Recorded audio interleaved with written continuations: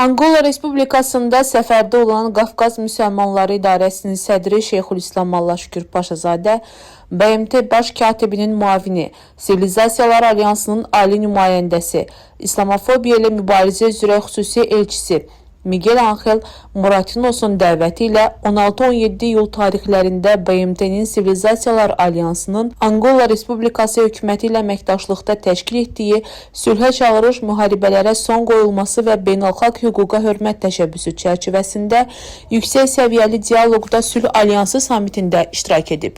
Samitdə BMT rəsmisi Moratinos, Kongo Demokratik Respublikasının prezidenti Felix Antonio Tshisekedi və Angola Respublikasının prezidenti João Manuel Gonçalves Lourenço açılış nitqi ilə çıxış etmişlər.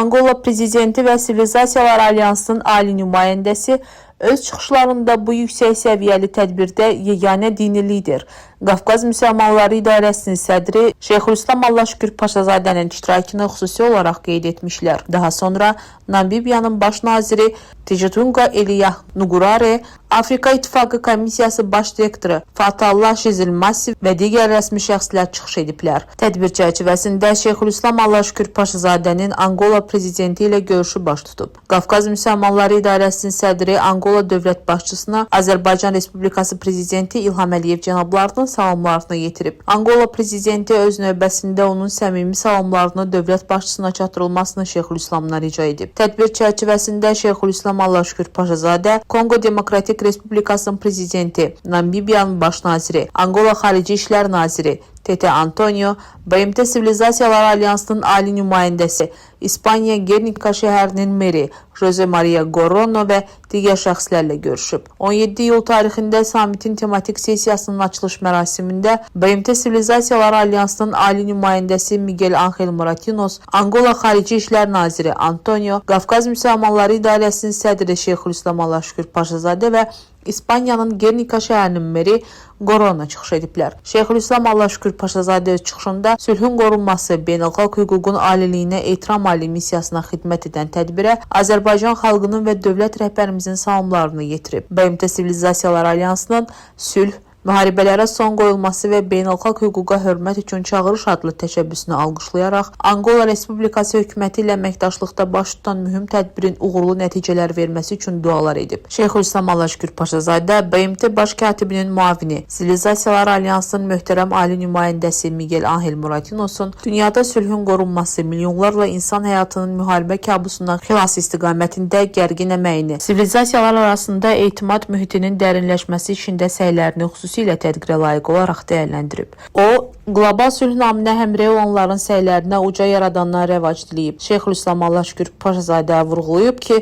bəşəriyyətə nazil olmuş müqəddəs kitablarda əksini tapan ali həqiqətlərdən biri budur ki, Uca Rəbbin yaratdığı bir insanı belə qətlə yetirmək bütün bəşəriyyəti məhv etmək qədər ağır cinayətdir. Bəşəriyyətin qan yaddaşında həkk olunmuş milli, irqi, dini mənsubiyyətə görə törədilmiş qətliamlar insanlığa qarşı ən böyük və bağışlanılmaz günahlardandır. Gernika, Srebrenica və bu kimi insanlıq faciələrinin qurbanlarının xatirəsini ehtiramla yad etmək, yer üzündə belə faciələrin bir daha baş verməməsi üçün səylərimizi birləşdirmək bizim insani borcumuzdur. Qafqaz Müsəlmanları İdarəsinin sədri diqqəti Xocalı soyqırımına yönəldərək qeyd edib. Kütləvi qətliam cinayətinə məruz qalan xalqlardan biri də Azərbaycan xalqıdır ki, bu dəhşətli həqiqəti dünya ictimaiyyəti bilməli, ədalətli qiymətini mütləq verməlidir. Biz hər il 26 fevral tarixində Azərbaycanın Xocalı şəhərində 1992-ci ildə təcavüzkar qonşu dövlət tərəfindən Azərbaycanlılara qarşı etnik təmizləmə zəminində törədilmiş 613 nəfər, o cümlədən 106 qadın, 67 uşaq, 70 qocanın qətlə yetirildiyi soyqırımın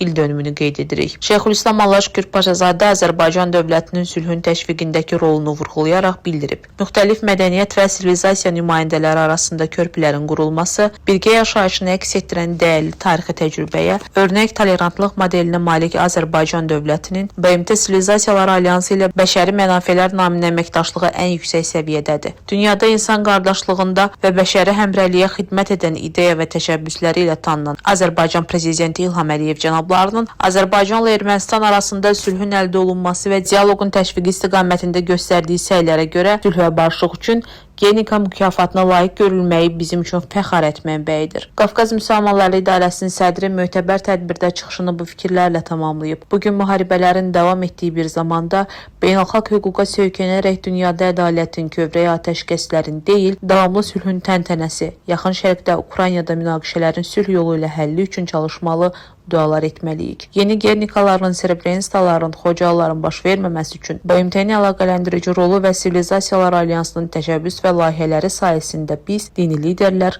dünyanın daha əmin-aman, dərin mənəvi sütunlar üzərində daha dayanıqlı, ədalətli bərqərar işinə öz töhfələrimizi verə bilərik. Bugünkü mühüm tədbirin təşkilinə görə Anqola hökumətinə və möhtərəm qardaşım cənab Moratinosa dərin təşəkkürlərimizi bildirirəm. Əminəm ki, bugünkü forum dünyada sülhün və əmin-amanlığın bərqərarı işinə öz layiqli töhfəsini verəcəkdir inşallah. Tematik sessiya öz işini dinlər və inancların liderlərinin dialoq və dinc yaşayışı yaşamağın təşviqində rolu mövzusunda davam etdirib. Məlumat üçün bildirək ki, Afrika qitəsində ilk dəfə keçirilən bu mötəbər tədbir 2025-ci ildə İspaniyanın Gernika şəhərində bu şəhərin bombalanmasının 88-ci il dönümündə keçirilmiş təsis toplantısının ardınca müharibənin dərin tarixi izlərini daşıyan Bosniya və Hersegovinanın paytaxtı Sarayevoda keçirilən ikinci mərhələsindən sonra Anqolanın Luanda şəhərində baş tutan görüş bu ali missiyanın əhəmiyyətli davamını təşkil edib. Forum yüksək səviyyəli dövlət və hökumət rəsmilərini, nüfuzlu dini liderləri, akademik dairələrin tanınmış nümayəndələrini,